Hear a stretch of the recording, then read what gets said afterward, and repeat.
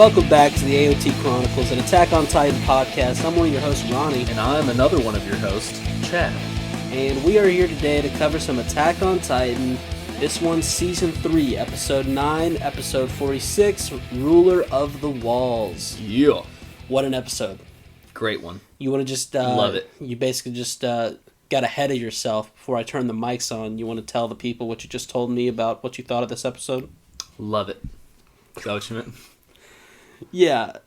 Oh, no, I thought it was a great episode. I love the action in this episode because it's a lot different from any action we've seen in the series so far. I feel like it's a good mix-up. Yeah, and I'm super hyped for this one too, so we can just hop on in. We join in with Rod's giant slug of a Titan as he gets closer and closer to the wall. What should we call this guy? That's a great question. He's just, I was looking at it, he's a giant slug. He's a slug, he's a turkey. I've heard people call him a turkey before because he looks like a turkey on a plate. Turkey, okay. A full turkey. Yeah, I didn't know where you were going with that, but I kind of see it now. Because he's got like these weird legs, but he's got the fat slug body. Yeah, oh, he's just so fat. It's disgusting, dude. Ugh. Yeah, we can call it, Rod? Rod. Hey, great idea. We'll call it Rod. Okay. And we just get a glimpse of that. We go straight into the opening credits. We come out of that. Erwin is taking grief for keeping the citizens inside the wall. Because remember how he was a horrible person. They're like, what are we doing with the citizens? He's like, just keep them there. Use them as bait. Hanji explains to this one bum the complexity of abnormal titans such as Rod. That's what we decided to call him, so we're going to call him that here. Okay. Rod. Such as how leaving the citizens helps, because if they move them inside the wall, the Titans get like a sixth sense about this kind of thing. It's just going to follow them, and it's just going to take a shortcut to the more centralized people than, that little outside thing. They love herds. It's like they literally constructed the city in a certain way for this point, and now the happening is actually going to start to happen. They're like, well, we better pull everyone inside. Mm-hmm. Just listen to Erwin. God, people. And Hanji. She's awesome. So on the way back, we didn't see this last episode, they attempted to use Eren's power to control the Titan, but shockingly, that did not work. I love this right here. Yeah, this is a great, tasty scene where Eren is he's just punching thin air and yelling, and I'm not kidding, "Stop, Titan." This guy's such a loser. Even a blind squirrel finds a nut every once in a while, but, with this guy... Quit it, Titans! We've said it 100 times. He only knows how to bite himself, people. He constructed the most beautiful hardening savior device last episode. You're strongly mistaken if you think he could do that again right now. Stop, Titan. Stop right there, mister. Stop in your tracks. Why was he punching the air? What was that going to do? So Erwin says they're going to have to stop this Titan outside of Orvid City. Is that how you said it last time? Yeah. The man is the best, right? They plan on saving every single citizen, and if it turns out they can't stop the Titan, sure, they'll have an emergency evacuation drill at the ready. But, this is just why I love Erwin more than most. But if you can't stop the Titan, I don't really know, what this evacuation plan looks like. Yeah, it's like... Sure, Erwin's got the great plan, but even if we have an evacuation plan, if the Titan gets through, what does an evacuation plan do? It just buys you a little more time. It's just putting a Band-Aid over it. That is a great way to describe it. They say that this is the largest Titan they have ever seen, but that's fine. Just means a bigger target. Glass half full kind of thinking. I like that. This guy's steamy too, though. Like, he is hot. Yeah. Now, I went through a tough little streak there with Erwin this episode. I can't lie. His hair looks fine. I think his hair looks great. Okay. I've always been on record as saying that. He says We plan on hitting this target with wall-mounted cannons. Oh my god, Erwin, dude. Listen, Erwin, I know... Let me fill him in. I know he's usually outside the walls, away from these cannons. He's slicing and dicing these things down, riding horses. Let me catch him up. These cannons, some might say they're useless. I think... it took me probably 45 minutes thinking this over about the cannons. Yeah. Where I think he messed up is I never once heard him say the word fixed. I believe these are original cannons. Oh my god, we'll get to the cannons. I got a lot more for the cannons. I mean, why would Erwin do this to me? I'd gone on such a lovely streak not having to hear these delusional people talk about cannons. When's the last time I talked about cannons? It was back in Utgard Castle, I believe, when they were using them as melee weapons. Mm-hmm. And right before that, when Kits. Remember Kits? That was awesome. That guy's just lovable. The scouts are going to throw everything they have at it, and as Erwin looks over to Eren, wink, wink, hint, hint. Get it? They're going to throw everything they have at it. We look at Eren. He's something. He's an asset. He's a Titan. Hey, you staying with me? Are you saying Eren's a Titan? Stay with me. Okay. The sun begins to rise, and oh boy, we have more cannons than I have ever seen at the ready on the wall. They brought out the reserve cannons. Yeah, it's a gorgeous sight to see. They looked at their 40 cannons and they went, you know what? We're going to need more. Bring them on out here. I think it is kind of I know I've gone on record saying I'm kind of a fan of the fixed cannons. Mm-hmm. Some people say they're useless. I think the fixed ones, they do some damage. But it's not as bad as an idea as you say it is. It's so he's so steamy and stuff. Oh my god. That when it hits, obviously there's going to be a little explosion. It can at least buy him a little time. They got to throw everything at this guy. You just said it. You got to throw everything at him. I'm not mad at them for throwing everything at it. I'm mad at the delusion that they think throwing everything at it, such as these cannons, are going to do anything. You said it slows them down. I would disagree. Well, we'll get to it. Let's see how the cannons work out for them. They are announcing to the public that this is all going to be a drill. They're going to use fake Titans and cannons, so stay calm, don't worry. If these poor people only knew. The citizens, they're not happy about this. Neither would I. They think of this as a pointless fire drill at school. Did you ever have anything fun happen at a fire drill at school? Fun? No, it was all pointless every time. Yeah, I just don't I guess I get what they're going for, but I would say no one ever walked out of a fire drill the same way they'd walk out if there was a fire. You know what I mean? That's a good point. So, don't really know what we're drilling. Well, how about these people, man? These people are smarter. What I like about these citizens is they're smarter than our citizens in the society we live in now. Because we would just, if the military told us to do it, we'd be like, oh, whatever you say, we'll do it. But these people are smart enough to be like, wait a minute. Hey, are you getting political?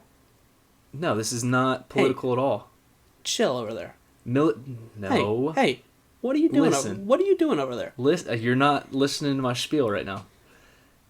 They just got okay. Let me go into this right here.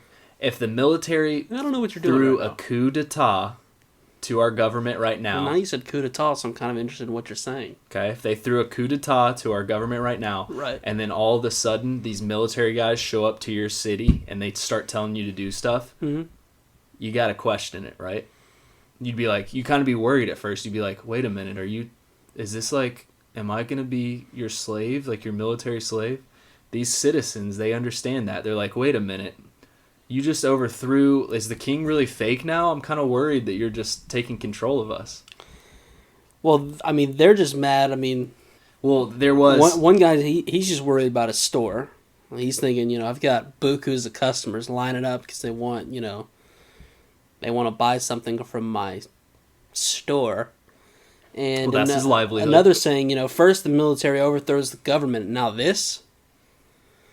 Yeah, that's what I'm hinting at right there. They're kind of catching on, which the military is doing the right thing here. So you do want to listen to them, but at least the citizens have the enough mind to be like, wait a minute, this is kind of sus. Like, wait, we want to follow the government, not the military. Exactly. They're like, They're like, we don't know what's going on. Like, is something bad happening? If the government was telling us this, we would be all for it. But Yes. the military is telling us. That's right. What? That's exactly right. It's a interesting take you got there. Yep. Some think it's just an excuse for the Do military to flop their big dick on the table and just really test their power. There Just you go. then, the citizens look up and see steam rising to the sky, and they go, well, this is the most legit fire drill I've ever been a part of. Well, that was another point I was about to make. They all were questioning everything, and then they look up in the sky, see the smoke, and they're like, "Okay, this is Like, this hey. is legit." Like, hey, I don't know why Ronnie and Chaz just talked about that on their podcast for 10 minutes, because it seems like you guys had the right idea. We are listening to you guys. So the military starts to unload, and I just mean unload cannons at this thing. And Chad, first of all, stop clapping. That's terrible podcasting. I got excited. I'm This sorry. is, When cannon action happens, I get excited. I mean, it's our 46th episode. You still don't know not to clap into the microphones. Well, this is where we get to Chaz's quote of the day. So I'm just hyped up. All right, dude. well, I'm hyped for that Okay. too. Stop clapping the microphone. So don't clap when it's time for Chaz's quote of the day. Yeah, you could just say, "Hey guys, it's time for Chaz's quote of the day." All right, guys. Well, it's time for Chaz's quote of the day. Hanji asks Levi if the artillery is working, okay? Because they just unloaded on this guy. Mm-hmm. And Levi says, in quote, "Slightly more than a pissing insect." Yeah, I love it. it's a great quote. Yeah, so Levi just told us how it was going. I also had in my notes. I wanted to ask you, how did you think this went? Well, it looks like they're using the original cannons, not the fixed, so it did not go as well as it could have. You know, you talk a lot about these fixed cannons. If I'm a cannon novice, right? I see a useless cannon and a fixed cannon. Okay. What are the two differences I'm seeing? Well, it's pretty obvious. You kind of just told on yourself there.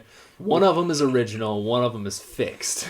Thank you Okay. for clearing that up. You know, sometimes when you're right, and in this case, you were right. Erwin is, I'm getting ahead of myself, because Yeah, you are. just in case I hadn't seen something as stupid as a bunch of wall-mounted cannons, they really outdid themselves, because they have ground cannons. This is There where are ground cannon. What? I'm with you on this one. I was all for the cannons until the ground ones came in. Way more useless than a pissing insect. Okay. Oh my god.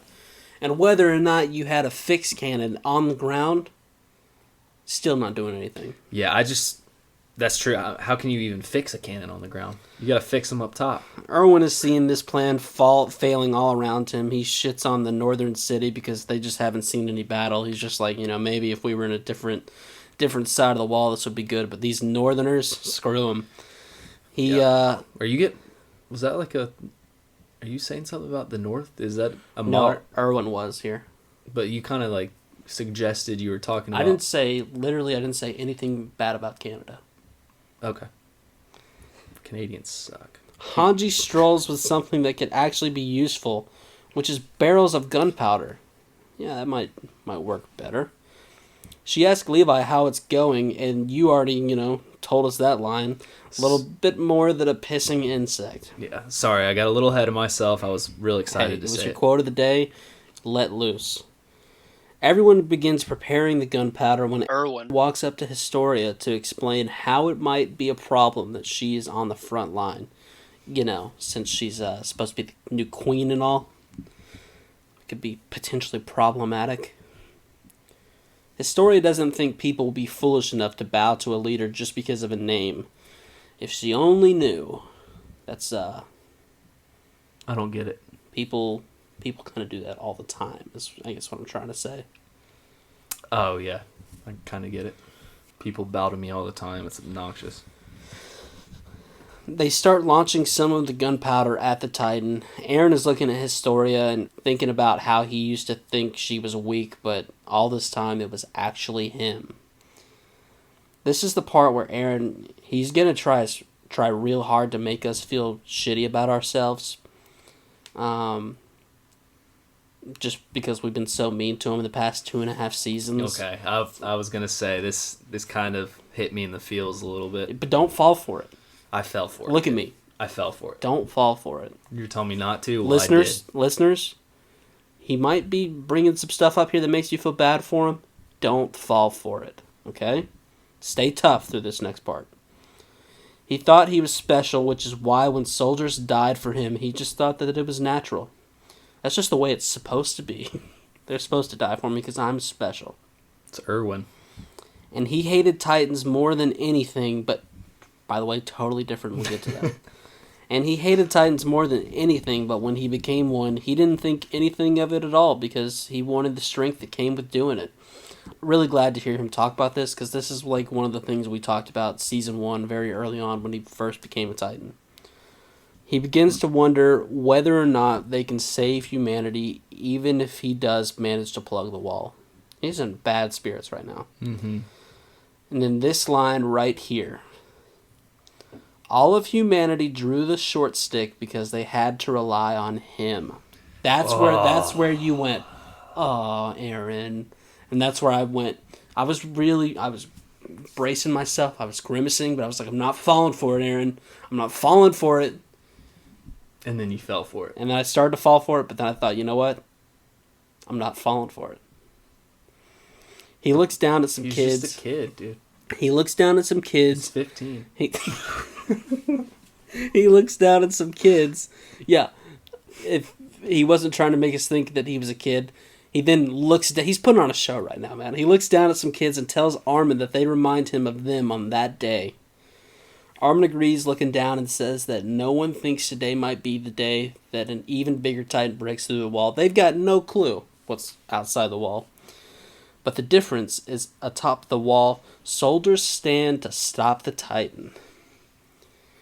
Mikasa tells Eren to get out of his head and help. Thank you, Mikasa. She said, you think Mikasa's feeling bad for this guy right now? Mikasa's been through all of it too. She lives for Eren. But she's still staying strong, and she's being his rock. And imagine she's saying, if you had to live for that guy. Yeah, she's saying, hey, tighten it up. Tighten it up, I get it. That was really good what you did with your words there. It's not what I did. Oh, so it was an accident? Eren then starts punching himself in the face, which rightfully concerns Armin and Mikasa. And they ask, hey, what the hell you doing? Which I thought, personally, was a pretty good question. And this is Ronnie's quote of the day. Ooh. Eren says, I'm just beating the shit out of a useless brat, and that he hopes he's dead and gone for good. Okay, and I love that. I love that you have that as your quote of the day. And I love how it comes full circle right here. You weren't going to fall for Eren, and then he says something like that, and you fell for him. Well, see, here's the thing. We talked about this at the end of Season 2. We both kind of said that it might have been the turning point for Eren after Mikasa gave her a little spiel, and then he was really badass. He told Mikasa he'd, wrap the scarf around her however many times.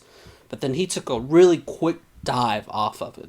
I think that was at the beginning of his character turn, but this might potentially be the full character turn. This, he turned around in Season 2, but now the starter guns have gone off and he's sprinting in another direction.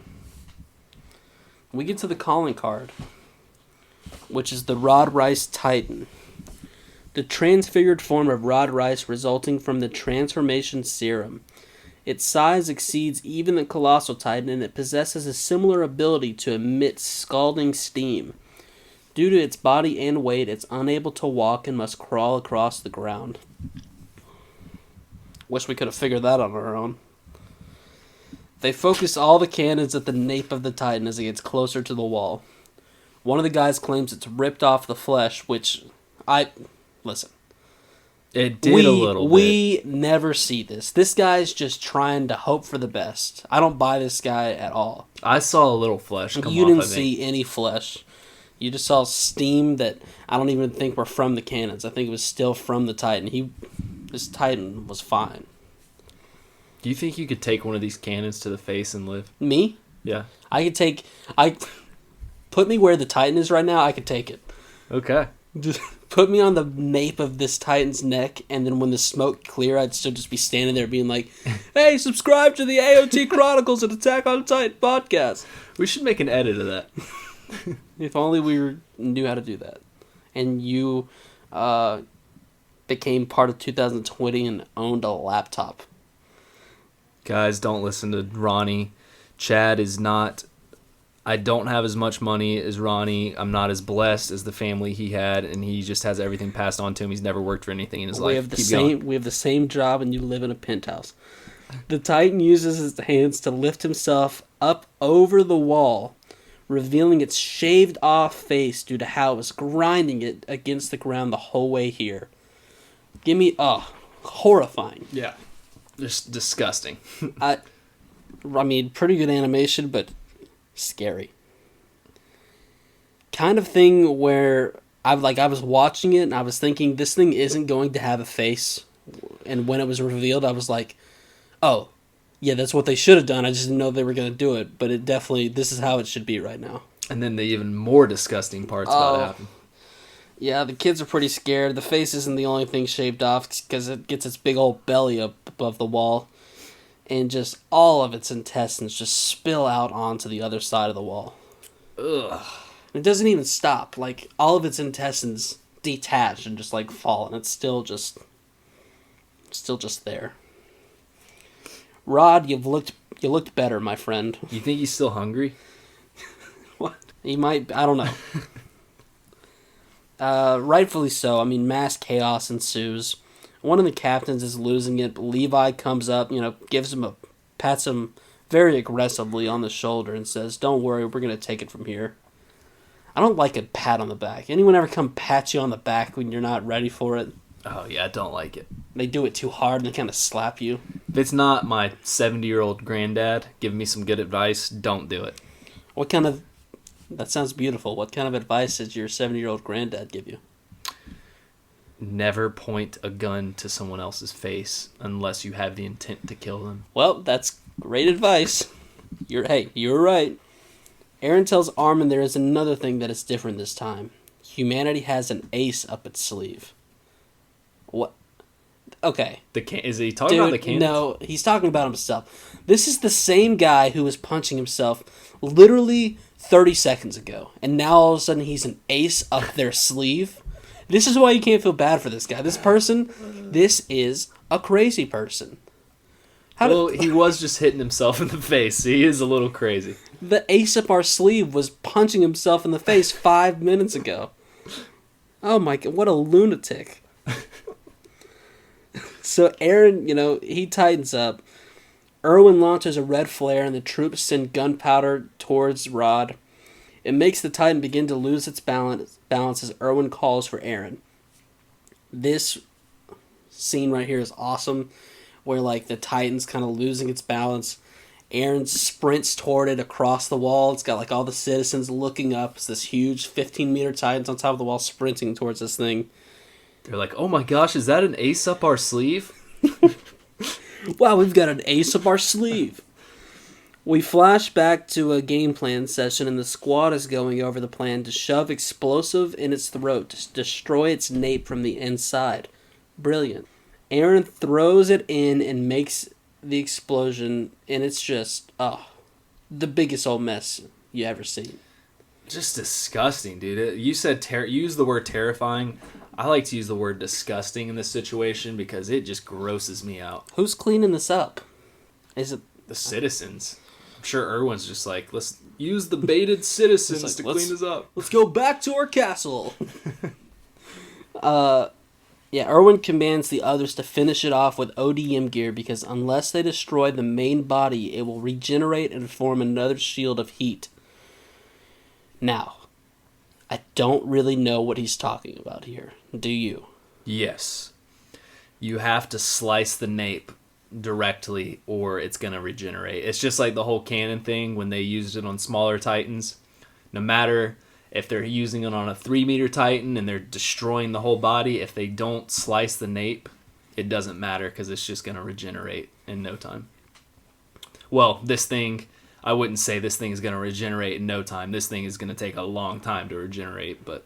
Okay. I'll take that. So you know Mikasa, she didn't hesitate. She's slicing and dicing. So is Jean and Connie, and also one Historia Rice. We get another quick flashback of Erwin telling her that he can't approve of her entering combat. But she begs because she finally understands the duty she was meant to fulfill. Erwin looks away and says, "Very well. It's not as if I'm in a state physically to be able to stop you, am I?" He's got one arm. That's such a baller line. Historia grapples to part of the Titan as she apologizes for being so selfish. I mean, listen, this is the girl I fell in love with right here. This is her, you know? She might be called Historia. Have you noticed how I'm calling her Historia again? I like it. It's because I'm falling again. Falling off. And it's like a good play on words. Because, yeah, you don't have to do the whole history spiel again. We really straightened that out. We got to the bottom of that a couple episodes ago. She says this is the first time she had a fight with her father. What a silly line. She hadn't even known her father. You've talked to him twice. As she slices the part of the Titan. And we get a cool shot. As it's kind of like as if she just sliced up Rod. It's kind of like a ghostly Rod, and there's like... This was the final blow, so it was officially killing him. There is then a memory of Rod being locked up in a cell, pleading with his father to kill the Titans once and for all. And then another of his brother getting ready to get injected and telling Rod not to worry, he'll be fine. And then another of him on his knees telling a maid named Alma, keep track of Alma, she's doing big things later on in the series, that she's the only one who understands him. Frida's telling Rod that she can count on him, she won't lose the ghost of our ancestors. So it was just kind of like a quick Rod flashback. I love that line right there.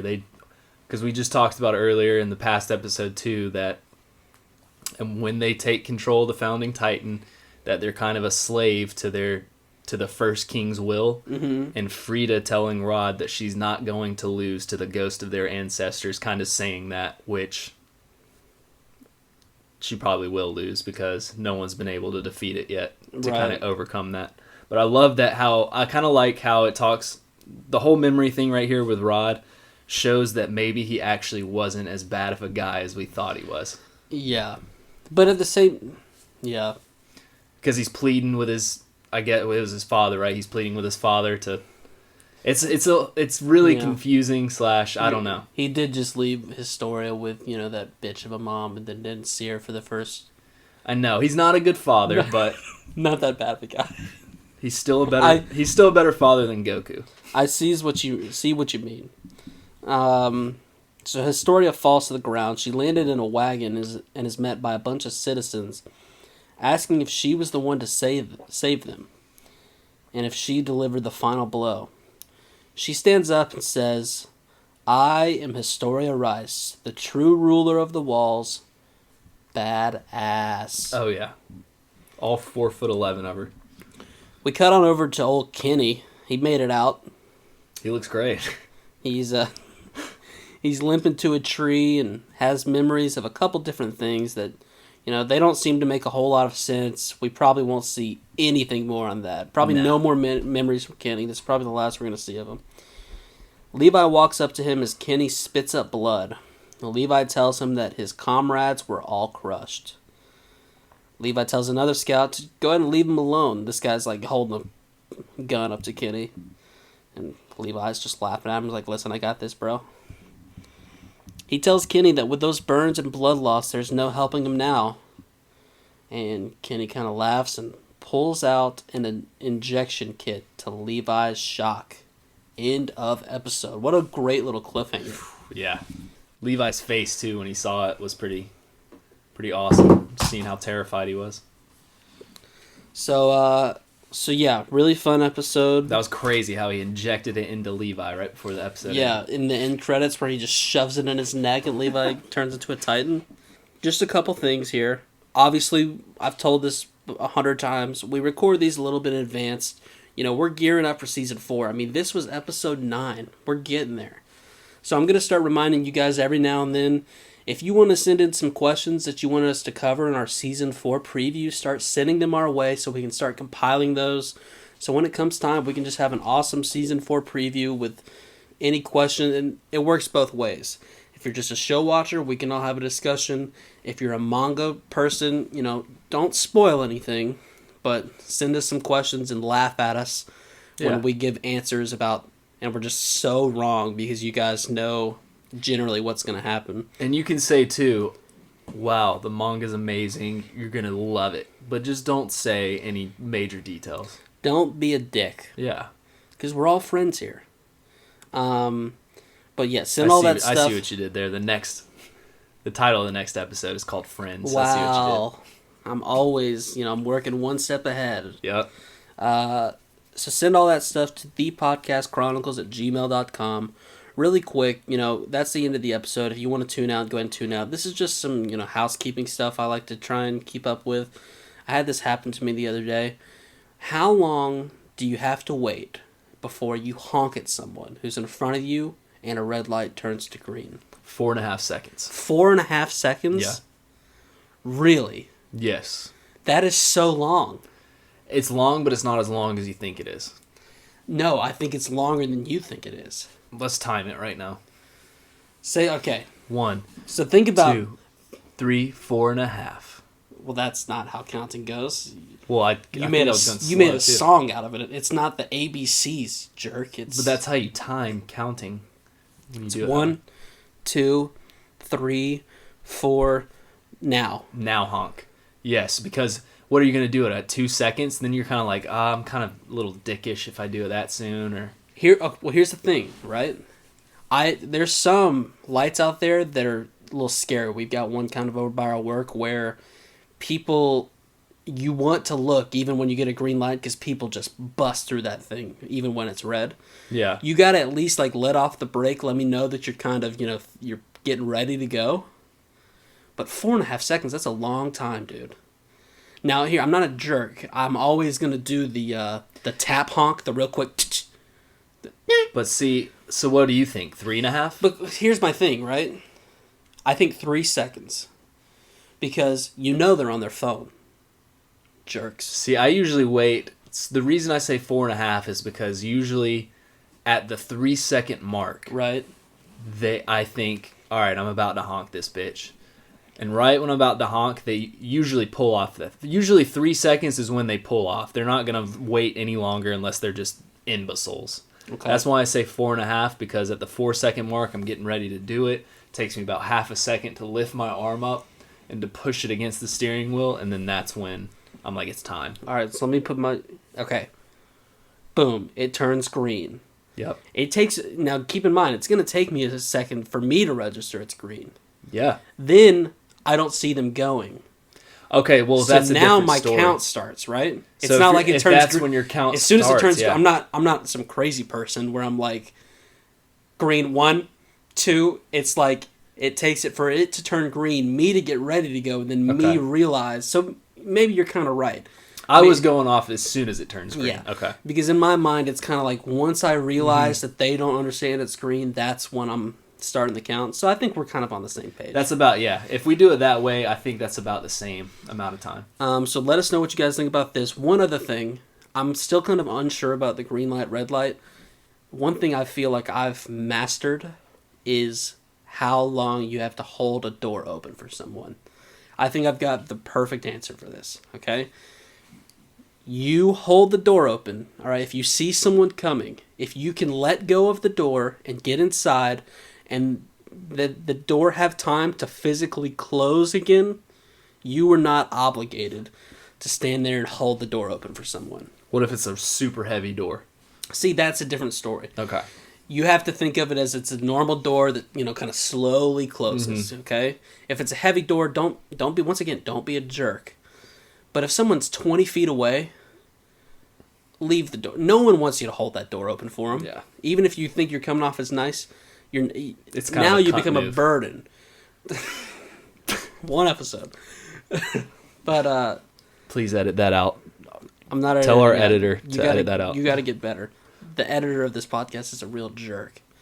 So yes, quit holding the door open when I'm 30 feet away and I've got to kind of like do this awkward jog of like, oh, hey, thanks. Just I don't do the awkward jog. I normally just sprint. If I see somebody holding the door, you just freaking. I just full out sprint to it. Thank you. And I don't stop when I get to the door. I just sprint right through. You just keep sprinting. All right. Once again, I feel like we're making a better world. Thanks for tuning in. Please, We love y'all so much. subscribe, rate, review. We'll talk with you guys next Thumbs episode. up on YouTube. Peace. Peace.